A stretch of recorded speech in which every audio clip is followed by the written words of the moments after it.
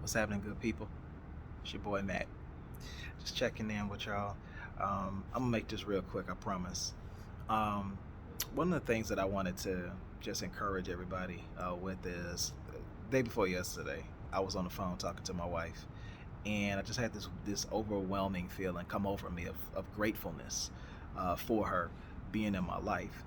For those of y'all that don't know, I mean, look, um, Shy has really um, walked with me through a lot, stuck with me through like a lot, from internal struggles, insecurities, um, shortcomings, flaws, um, just all kinds of stuff, man. I mean, I could one of these days I'm really gonna break it all down for y'all, but just keeping it on a general tip.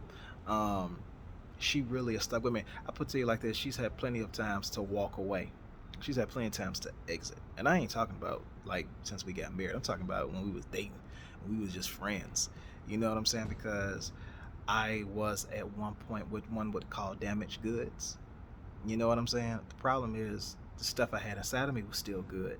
It was just that it was some damage done to it, and as a result, you know what I'm saying? I mean, it was just I was a wreck, but just her love, her patience, her, saying the mercy and grace that God gave through her for me really helped us both get through. So, you know, but anyway, the other day I was calling her and just talking to her about it, and she didn't realize on the other end, little did she know, I was actually like tears rolling down my eyes like a little, like a little baby.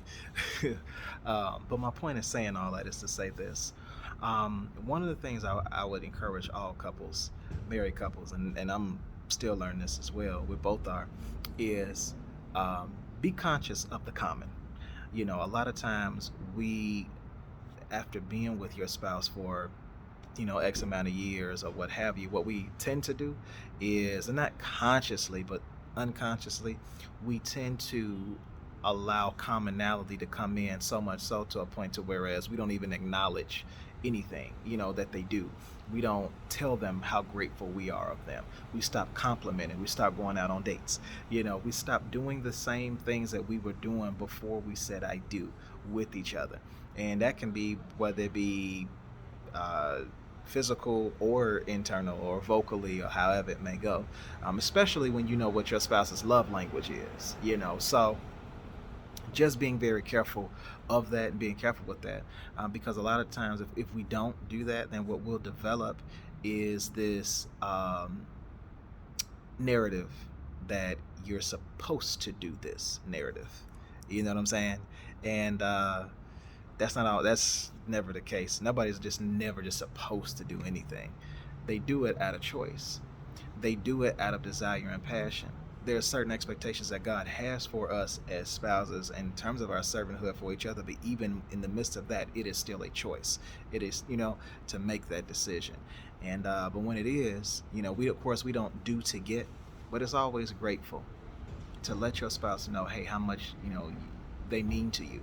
Because again, at the end of the day, man, I mean, life is short, and you never know what the next moment is going to bring. And I tell people this all the time.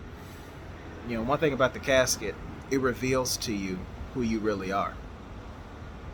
Especially when it comes down to that individual that's laying there, because you're going to be reminded of two things: did I do and say everything that I was supposed to do and say to the best of my ability while that person was living?